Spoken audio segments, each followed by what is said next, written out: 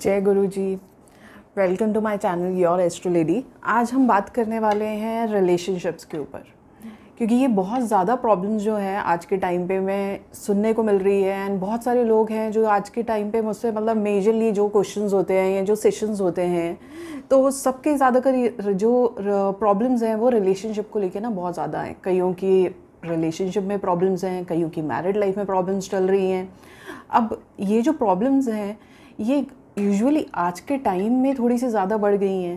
पहले भी प्रॉब्लम्स होती थी, बट पहले शायद वो इतनी हाईलाइट नहीं होती थी, या पहले इतना ज़्यादा हम उस चीज़ पे ना फोकस नहीं कर पाते थे जो आज के टाइम पे ज़्यादा हाईलाइट हो रही हैं। अब उसका रीज़न क्या है? मेजरली वो एक बहुत बड़ा कंसर्न है, क्योंकि बहुत बार ऐसा होता है कि एक के बाद एक रिलेशनशिप ख़राब ही हो जा रही है, या फिर हमारे को ऐसा लगता है कि हमारे साथ ही क्यों ऐसा हो रहा है, कि या हमारे में ही कोई प्रॉब्लम है, या सामने वाला हमें समझ नहीं रहा, या हमारे को मेजरली ऐसे ही लोग मिल रहे हैं जो कहीं ना कहीं थोड़े से लॉयल्टी इश्यूज़ हैं, कोई थोड़े से कहीं ना कहीं बहुत ज़्यादा ट्रस्ट वर्दी नहीं है, या लोगों को हमें इंटरेस्ट ही नहीं है। स्टार्टिंग बहुत अच्छे नोट से होती है लोगों की, रिलेशनशिप में सारी चीज़ें मिल रही हैं, and all of the sudden जैसे ही रिलेशनशिप में आप थोड़ा सा उस फेस में जाते हो जहाँ पे आप थोड़ा सा सीरियस हो रहे हो, थोड़ा सा चीज़ों को एंजॉय करना शुरू करते हो, वहीं पे ही प्रॉब्लम्स आनी शुरू हो जाती है। अब इसका जो सबसे बड़ा रीज़न है, अगर हम एस्ट्रोलॉजी के पॉइंट ऑफ व्यू से समझें, वो है planets Rahu, Ketu and Saturn, क्योंकि ये कार्मिक प्लैनेट्स माने जाते हैं। अब हम अगर आपने ये सुना हो कि हमारी इस लाइफ में जो जो लोग हमसे कनेक्ट होते हैं, कहीं ना कहीं एक बहुत स्ट्रॉन्ग कार्मिक कनेक्शंस है उनका। हमारे किसी पास्ट लाइफ में कुछ हमारा उनके साथ कुछ पास्ट का कुछ कनेक्शंस थे, कुछ ऐसे अनपेंडिंग कर्मा थे जो इस लाइफ में हम लेके आए हैं। अब ऑफ कोर्स बहुत सारे लोगों को बिलीव नहीं होता कि ऐसे नहीं होता, एंड मेजरली बहुत सारे लोगों को ये भी प्रॉब्लम है कि नहीं, एस्ट्रोलॉजी के थ्रू हम कैसे पता कर सकते हैं, ये सब चीज़ें नहीं होती। बट आप खुद सोचो, बार बार आपके साथ ऐसी प्रॉब्लम क्यों हो रही है? या मैरिड लाइफ है, लेट्स सपोज हम कहते हैं कि पेरेंट्स के पॉइंट ऑफ व्यू से लव मैरिज में प्रॉब्लम ज़्यादा होती है, अरेंज मैरिज में प्रॉब्लम नहीं होती, क्योंकि पेरेंट्स हमारे लिए कोई लेके आ रहे हैं। अब अरेंज मैरिज में भी इश्यूज़ हैं, पहले वाले टाइम में नहीं होते थे, बट आज के टाइम पर अरेंज मैरिज में भी इश्यूज़ हो रहे हैं, लव मैरिज में भी इश्यूज़ हो रहे हैं। तो इश्यूज़ हर जगह पे आ रहे हैं। उसका क्या रीज़न हो सकता है?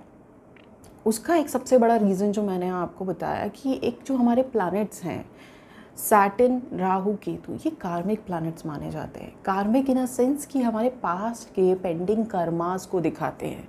अगर आपके बर्थ चार्ट में आपके रिलेशनशिप हाउस, जो हमारा 5th हाउस एक रिलेशनशिप को दिखाता है हमारे बर्थ चार्ट में, अगर आपको थोड़ा सा भी आइडिया एस्ट्रोलॉजी का, या आपने थोड़ा सा भी अगर बेसिक थोड़ा सा इसका आइडिया लिया हुआ है कि बर्थ चार्ट को कैसे देखता है या कौन कौन से हाउसेज हैं, तो आपको ईजिली पता लग जाएगा। आप अपने बर्थ चार्ट में चेक करो कि आपका जो 5th हाउस है, 5th हाउस में कोई नेगेटिव प्लैनेट तो नहीं बैठा, राहु, केतु, सैटर्न, या कहीं ना कहीं उनका कोई कनेक्शन तो नहीं बन रहा, वो आपके बर्थ चार्ट में कहीं ना कहीं उस हाउस को देख रहे हों, उसका जो मेजरली उसका जो लॉर्ड है उस हाउस का, उसके साथ बैठे हैं, कि आप किसी भी फॉर्म में उनका कोई कनेक्शन बन रहा है, तो आपकी रिलेशनशिप में इश्यूज़ आएंगे। एक नहीं, बहुत बार आएंगे। और मेजरली ये चीज़ें हमें तब ज़्यादा देखने को मिलती हैं जब हमारी राहु की दशा चल रही है, केतु की दशा चल रही है, सैटर्न की दशा चल रही है। तो ये वाले इश्यूज़ हम बहुत ज़्यादा हाईलाइट हो। अब यही मैरिज के भी बहुत सारे इश्यूज़ हैं। मेरे साथ बहुत सारे ऐसे सेशंस में लेती हूँ, या बहुत बारी ऐसे क्लाइंट्स आते हैं जिनकी मैरिज नहीं हो पा रही। even they are at the age of, you can say, 40-45, still they are single, and they are actually, it's not like that कि वो शादी करना नहीं चाहते, they are willing to get married, but कहीं ना कहीं शादी हो नहीं पा रही। अब उसका क्या रीज़न है, वो भी हमारे बर्थ चार्ट में होता है, एंड वहीं पे ही शादी तो हो गई, बट शादी के बाद ही प्रॉब्लम्स आनी शुरू हो गई, या कहीं ना कहीं हमारा पार्टनर, किसी के हस्बैंड, किसी की वाइफ का कोई एक्स्ट्रा मैरिटल अफेयर स्टार्ट हो गया, या कहीं ना कहीं अफेयर की जगह कुछ आपस में ही मिसअंडरस्टैंडिंग शुरू हो गई। स्टार्टिंग में बहुत अच्छा था, and once you get married to that person, धीरे धीरे आपको ऐसा लगा कि चीज़ें तो बिल्कुल ही अलग हैं।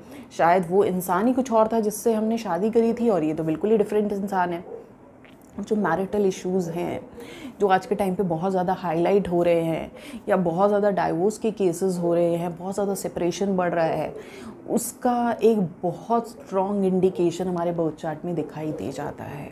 एंड दैट इज़ जो हमारा 7th हाउस है, वो तो सबको ही पता है वो मैरिज हाउस होता है, बट 7th हाउस का अगर कोई भी कनेक्शन राहु केतु सैटर्न के साथ, या हमारे 6th हाउस जो हमारे प्रारब्ध कर्मों को दिखाता है उसके साथ बन गया, या वो उसमें जाके बैठ गए प्लैनेट 6, 8, 12 हाउसेज में, तो ये बहुत स्ट्रॉन्ग इंडिकेशन दे देते हैं कि आपका कोई पास्ट का कर्मा है आपके पार्टनर के साथ। एंड बहुत सारे ऐसे टाइम्स होते हैं जहाँ पे आप देखोगे कि आपका पार्टनर आपके साथ ना एक एनिमी की तरह बिहेव कर रहा है। मतलब जो आपके लिए सबसे ज़्यादा, जो हमारा स्पाउस है वो हमारे लिए सबसे एक स्ट्रॉन्ग रिलेशनशिप होता है हमारे स्पाउस के साथ, बट वहीं पे ही उस इंसान के साथ हमारे को मेजर इश्यूज़ हो रहे हैं। कहीं ना कहीं वो बिल्कुल हमारे अगेंस्ट है, उसे हम पे ट्रस्ट ही नहीं है। कहीं ना कहीं बहुत बारी ऐसे इश्यूज़ होते हैं कि एक अटैचमेंट ही नहीं है मैरिड लाइफ में। कहीं ना कहीं हम सिर्फ ड्रैग कर रहे हैं शादी को, या आपके अंदर कोई प्रॉब्लम नहीं है, you are well settled, independent हो, आप अच्छे से जॉब कर रहे हो, गुड लुकिंग हो, सब कुछ है, बट आपके पार्टनर को कहीं एक्स्ट्रा मैरिटल अफेयर हो गया। बहुत सारे इश्यूज़ जो आज के टाइम पे चल रहे हैं, उसका सबसे जो मेजर रीजंस होते हैं हमारे बर्थ चार्ट में दिखाई दे जाता है। अगर आपने शादी से पहले कभी अपना बर्थ चार्ट किसी को दिखाया है तो आपको बहुत क्लियरली कोई भी अच्छा एस्ट्रोलॉजर ये बता देगा कि आपकी मैरिड लाइफ में प्रॉब्लम आएगी। तो उसका रीज़न क्या हो सकता है? वो सेपरेशन तक जा सकती है, या वो शादी चल सकती है, या कहीं ना कहीं वो चीज़ें बीच बीच में दिक्कतें आती रहेंगी, बट एक टाइम के बाद चीज़ें ठीक भी हो जाएंगी।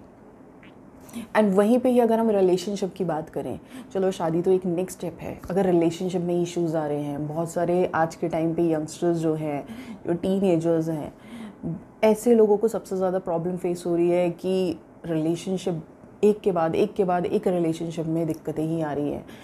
मेजरली मैंने ऐसे लोगों को देखा है जिनको अपने पे डाउट होना शुरू हो जाता है कि हमारे अंदर ही कोई दिक्कत है, शायद सामने वाला हमारे साथ ही क्यों ऐसा कर रहा है, शायद हम इतने हमारी इतनी वो वर्थ ही नहीं है कि लोग हमारे पे शायद भरोसा नहीं करना चाहते, अटैच नहीं हो रहे हमारे साथ, हम इमोशनली इतने ज़्यादा ड्रेन हो रहे हैं, हम सब एफ़र्ट्स भी डाल रहे हैं, बट फिर भी चीज़ें नहीं हो रही।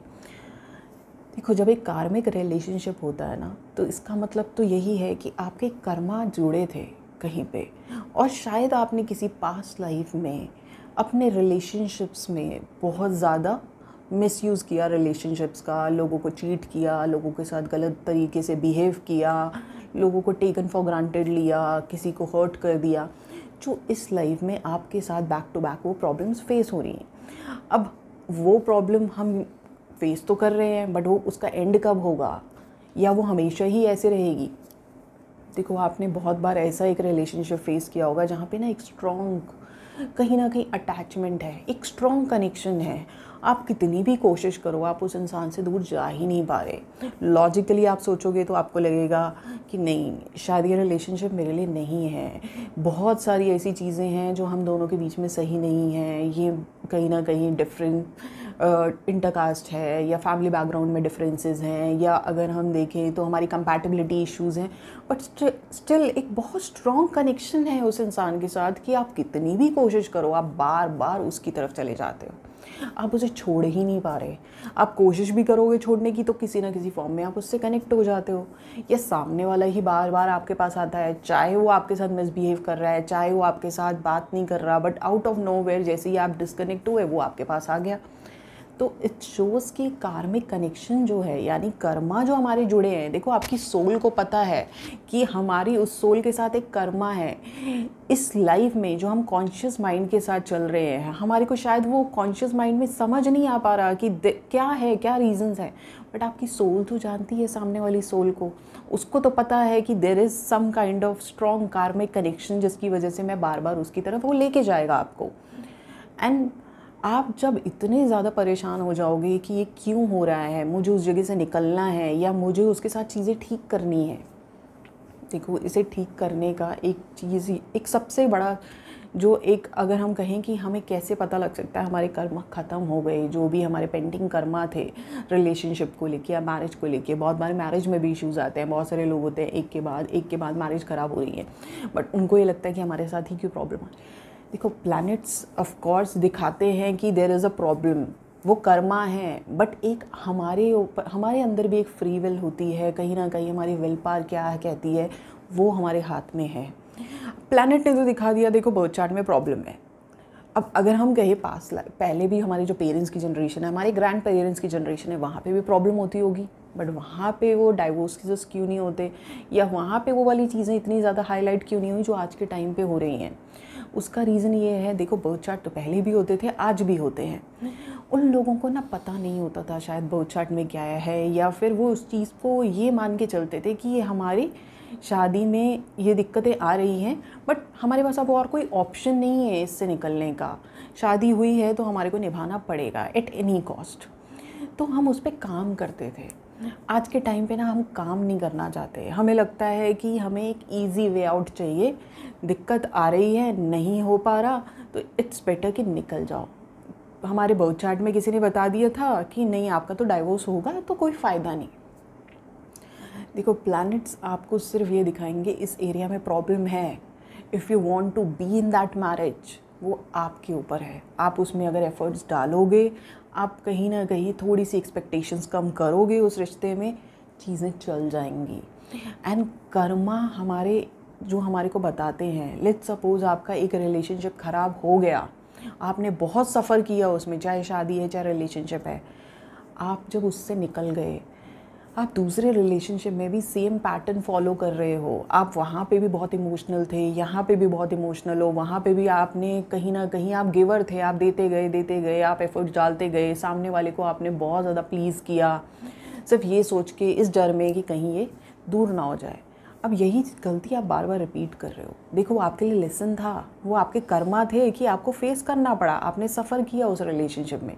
बट नेक्स्ट रिलेशनशिप में भी अगर आप वही पैटर्न फॉलो कर रहे हो, अपने ओल्ड पैटर्न को, आप उस साइकिल को ब्रेक नहीं करोगे। जो प्लैनेट आपको सिखाने आया था, जो लेसन्स थे आपके कार्मिक, वो जब तक आप ये खुद से नहीं अंदर फील करोगे कि नहीं, मैंने इस रिश्ते में इतनी प्रॉब्लम्स देखी हैं, इतना सफ़र किया है, और शायद ये मेरे लिए एक लेसन था जो मुझे सीखना था कि अब मुझे नेक्स्ट रिलेशनशिप में थोड़ा सा प्रैक्टिकल बनना है, थोड़ा सा दिमाग से काम लेना है, थोड़े से पेशेंस रखने हैं, जल्दबाजी नहीं करनी, या किसी ना किसी फॉर्म में जो भी आपकी गलतियां रही। अगर आप प्रैक्टिकल थे तो आपको नेक्स्ट रिलेशनशिप में थोड़ा सा इमोशनल होना है, अगर आप ओवर इमोशनल थे तो आपको थोड़ा सा प्रैक्टिकल होना है, अगर आप कहीं ना कहीं एक्स्ट्रा गिविंग पर्सन थे तो आपको यहाँ पे बैलेंस करना है उस अप्रोच को। यही सेम चीज़ मैरिज में भी है।